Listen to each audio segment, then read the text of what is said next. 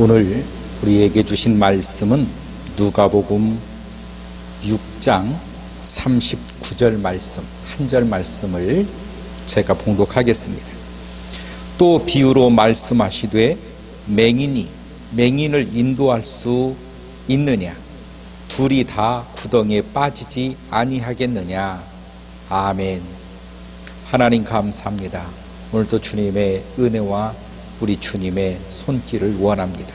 제대로 모든 심령을 어루만져 주시며 말씀 가운데 함께 하심을 믿사옵고 예수님의 이름으로 기도하옵나이다. 아멘. 오늘 말씀은 맹인이 맹인을 인도할 수 있느냐라고 하는 제목으로 하나님의 말씀의 은혜를 나눠보려고 합니다. 오늘 성경의 말씀의 비유는 그것입니다. 맹인이 맹인을 인도하는 것과 같은 이 종교적인 이 상황을 말해주고 있는 거예요. 본인도 알지 못하면서 마치 아는 것처럼 착각하고 있는 그 사람들이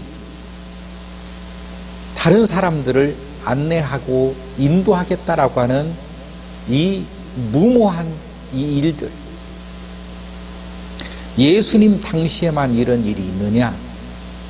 예수님 당시에만 이런 일이 있는 것이 아니기 때문에 하나님의 말씀으로 기록을 해서 오늘 우리들에게 알려주고 있는 것입니다.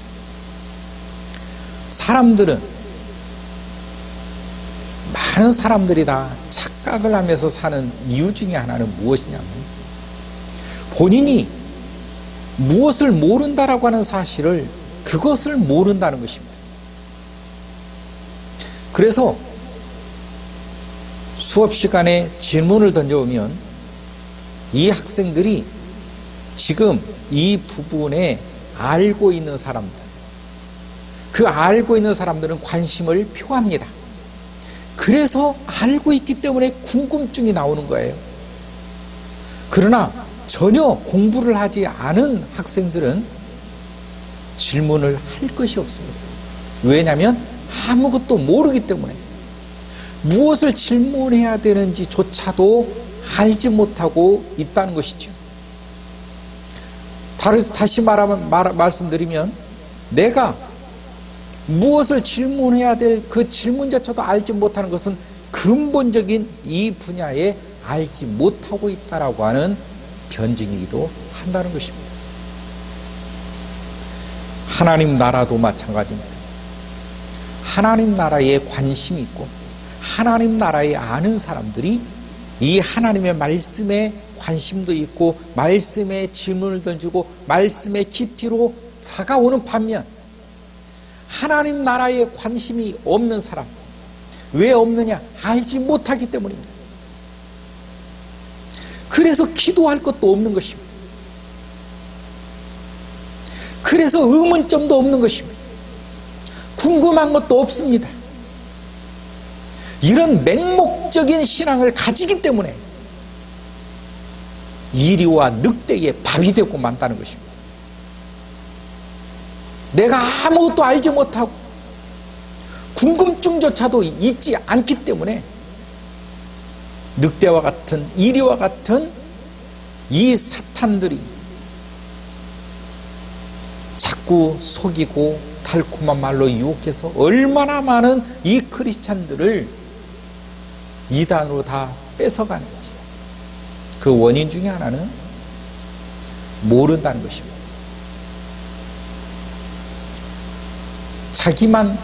자기 자신이 자기를 알지를 못해요. 내가 누구인지, 무엇으로부터 인간 자체가 이렇게 변질이 되었고 무엇으로 어느 길로 내가 가고 있고 어디를 향하여 가야 되는지 관심이 없습니다. 오늘 먹고 오늘 즐기는 오늘의 삶밖에는 없다는 것입니다. 우리는 내가 소경인지 아니면 정말로 주님 앞에서 눈을 뜨고 있는 사람인지 우리는 알아야 된다는 것입니다. 세상을 이렇게 살다 보면 영과 일의 차이라고 하는 말씀이 있습니다. 영과 일의 차이. 영은 거기에 어떤 수를 곱해도 영이 되는 것입니다. 그러나 일은 그 일에다가 무엇을 더하느냐에 따라서 일은 이가 될 수가 있는 것입니다. 영은 영이고 일은 일입니다. 영이 일이 될 수가 없어요. 내 생각이, 내 마음이 영으로부터 출발하여 내가 영이 되어져 있는지, 아니면 일이 쌓여서 일이 내일도 일, 모레도 일, 급해도 일이면 일이 모여서 백이 되는 것입니다. 내가 영인 줄 알고 있느냐, 알지 못하느냐. 성경은 내 자신을 먼저 알기를 원하는 것입니다. 어떤 사람들은 또 그런 말도 합니다. 제가 지금 요즘에 너무 힘들어서 제가 그럴 만한 여유가 없습니다. 제가 요즘 하는 일이 너무 바빠서 제가 눈뜰 이 시간이 없습니다. 그래서 교회를 못 나갑니다. 여러 말들을 해요. 그런 말들을 하는 것은 이 세상을 아무것도 모르기 때문에 그렇습니다. 이 세상에 힘들지 않은 사람은 없습니다. 한 사람도 없어요. 모두가 다 힘들어요. 모두가 다 바쁩니다. 왜 그렇습니까? 애초에 하나님께서 죄인들에게 이 내려주신 그 벌로 인해서 인간은 땀을 흘려야 되고 고통을 받습니다. 고통받지 않은 인간이 어디 있느냐라고 하는 거예요. 나만 힘든가? 나만 시간이 없는가? 사람들은 다 그렇게 생각을 해요. 제가 예전에 힘이 들어서 제 누님에게 그런 말을 한 적이 있습니다. 요즘 힘들다. 그랬더니 나는 위로받고 싶어서 요즘 힘들다 얘기했더니 다가오는 답은 무엇이었는지 아십니까? 너만 힘드냐? 너만 힘들어? 나는 더 힘들다. 그 당시에는 굉장히 그 말이 서운했습니다. 그 당시에는 왜 조금 위로받고 싶어서 이런 말을 던졌는데 왜 이렇게 핀잔을 말을 할까? 그게 서운했는데 제가 공부를 더 해보고 인생을 살아보니 그 말이 맞더라는 것입니다. 여러분, 세상에 나만 힘듭니까? 여러분, 이 세상을 살아가는데 여러분만 힘듭니까? 나 한 사람만 힘들고 힘드냐라고 하는 거예요. 아니라는 것입니다. 아니. 어느 책에 보니까 인간은 99%가 나에 대해서 관심이 없다는 거예요. 99%가 나에 대해서 관심이 없고 1%는 오히려 나의 힘듦을 은근히 즐기며 기뻐한다는 것입니다. 나의 힘듦이 사람들이 나에게 위로해주고 나를 끌어주고 우리 같이 가자. 이것은 너무 어리석은 존재들인 것입니다. 세상은 나에게 그렇게 관심을 갖지 않습니다. 인간은 그런 존재라고 하는 이 현실을 파악을 해야 되는 것입니다. 그래서 인간은 하나님을 의지할 수밖에 없어요. 세상에서 의지받을 수가 없어요. 세상에서 위로받을 수가 없어요. 세상에서 힘을 얻을 수가 없기 때문에 주님 앞에서 엎드리고 기도하고 매달리고 주님으로 인하여서 우리가 힘을 얻고 위로받아 이 세상을 일어설 수가 있다라고 하는 이 사실과 이 체험과 이 눈을 우리는 떠야 된다는 것이 사실인 것입니다. 세상은 우리를 가만히 두지를 않습니다. 내가 가만히 있어도 세상은 나를 가만히 두지 않아요. 끊임없는 이 어마어마한 파도가 나를 치고 달아갑니다. 나는 문제에 부딪혀야 됩니다. 나는 어려움에 부딪혀야 되는 것입니다. 나는 시련에 부딪혀야 되는 것입니다. 이게 인생이라는 것입니다. 이런 상황 속에서 어떻게 이 시련을 뚫고 갈 수 있는가? 이 어려움을 어떻게 극복해낼 수 있을까? 이 시련을 어떻게 내가 인내하며 견뎌낼 수 있을까? 우리는 그 능력을 찾아 주님 앞에 매달려야 되는 것입니다. 주님으로부터 그것을 받아야 되는 것입니다. 그래서 거슬러 올라가고 반드시 이겨내야 되는 것입니다. 이게 인생입니다. 그래서 모든 사람들의 인생은 다 힘듭니다. 조선시대도 힘들었고 고려시대도 힘들었고 그 전시대도 힘들었습니다. 오늘날도 힘듭니다. 인생은 다 똑같기 때문입니다. 그런데 마치 자기 혼자만 힘든 줄 알고 마치 자기 혼자만 어떤 외딴지에 자기 혼자 있는 것 같은 그 외로움 속에서 있는 것처럼 이렇게 생각하고 있다라고 한다면 이것은 큰 오산인 것입니다. 아직 성경을 모른다는 것입니다. 또 어떤 사람은 자기는 전혀 그렇지 않다고 생각하는 사람도 있습니다. 힘들지 않다고 생각하는 사람이 있고 외롭지 않다고 하는 사람들도 있을 것입니다. 모른다는 것입니다. 그래서 성경은 소경이라는 거예요. 소경. 내가 소경인지 아닌지를 알려면 어떻게 해야 됩니까? 어떻게 언제 합니까? 하나님을 만나는 순간 나를 발견하게 되는 거예요. 하나님을 만나는 순간 내 자신이 보이게 되는 것입니다. 내가 얼마나 못났고 내가 얼마나 무지하며 내가 얼마나 악독한 존재였는지를 그 속에서 발견되어진다는 것이에요. 주님을 만나기 전에는 전혀 알지 못해요. 그래서 주님은 소경이었다는 것입니다. 너희는 다 소경이다. 아직 하나님을 보지 못한 소경, 주님을 대면하지 못한 이 소경, 예수 그리스도께서 오셨는데도 불구하고 알아보지 못했던 이 유태인들,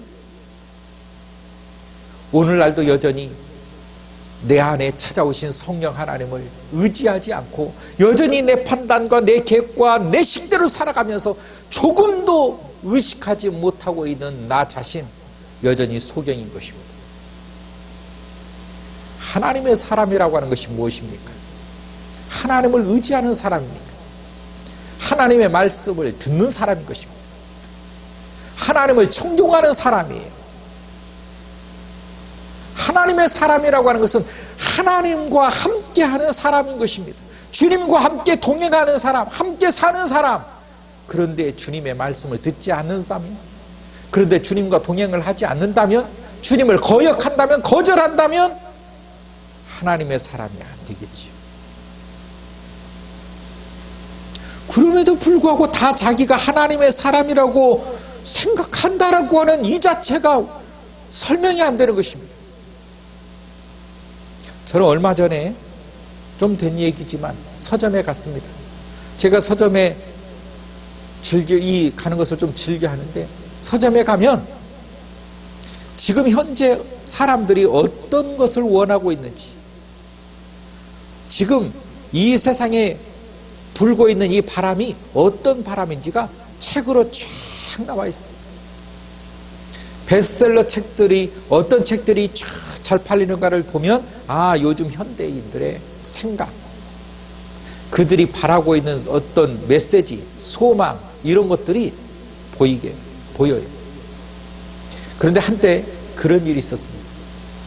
책을 빨리 읽는데 필요한 어떤 속도법, 정도법, 여러 가지 빨리 읽는 기술들, 저는 그것을 보면서 약간 의아했습니다. 책을 보는 이유는 빨리 읽어서 내가 몇 권을 읽었느냐가 중요한 것이 아닙니다. 책을 읽는다는 것은 이 책을 통해서 내가 배우고자 하는 그 목적이 있는 거예요. 이 책을 통해서 내가 이걸 배웠다면 그 가치를 한 것입니다. 그런데 이것을 배우고자 내가 그것을 읽는데 목적이 빨리 읽는 데에 목적이 있다면 배울 것이 없어요. 저는 어느 구절을 보면 몇 번을 되씹을 때도 있어요. 왜? 내가 지금 이 말을 이해를 다 하지 못하고 있기 때문에 계속 되씹습니다. 그러면서 성장과 성숙이 일어나는 것이죠. 어떤 사람은 성경도 마찬가지, 성경도 몇 번 읽었느냐가 벼슬인 사람이 있어요. 어떻게 성경이 몇 번 읽었느냐가 벼슬이 될 수 있습니까? 하나님의 말씀 속에서 주님을 만나는 데 목적이 있어야 되는 것이에요.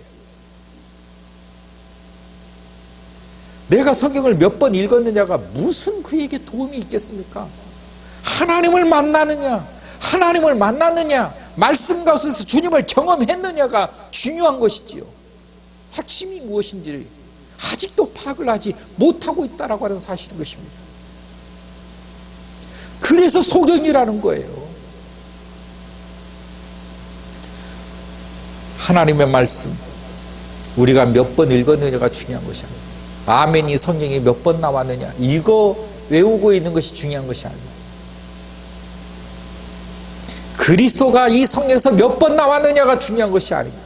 마침표를 몇 번 찍었느냐 그게 무슨 소용이 있겠어요. 하나님을 만나지 못한 사람들의 그 형태 결코 우리는 그것들을 배우면 안 됩니다.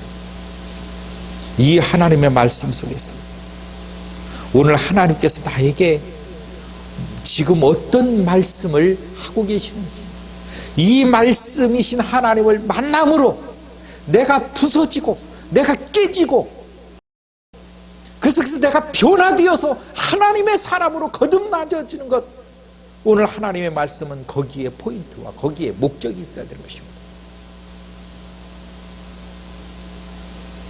요즘은 하나님의 말씀이 시들시들해집니다. 왜 그렇습니까? 관심이 없어서 그럽니다. 왜 그렇습니까? 말씀을 몰라서 그렇습니다. 왜 그렇습니까? 하나님 만나지 못해서 그렇습니다. 우리 모두가 하나님을 만났던 그 초심을 잃지 말아야 되는 것입니다. 그 첫 번째의 신앙, 초심적인 신앙, 정말로 주님을 경험하고 만나고 주님과 함께하는 그 신앙 회복할 때 우리는 소경에서 조금씩 벗어날 수가 있게 되는 것입니다. 여러분의 눈에서 정말로 여러분의 눈이 좀 열려서 주님을 경험하며 믿음의 세계를 좀 바라보고 정말로 주님을 좀 갈망하는 이런 믿음이 되었으면 좋겠습니다. 하나님 아버지 감사합니다. 오늘도 주의 말씀 가운데 함께 하신 우리 주님을 찬양합니다. 우리 주님과 함께하는 주님의 자녀들 일일이 주님이 축복해 주셔서 소경에서 눈을 뜨는 믿음의 성도들이 될 수 있도록 인도하여 주옵소서. 예수님의 이름으로 기도하옵나이다. 아멘.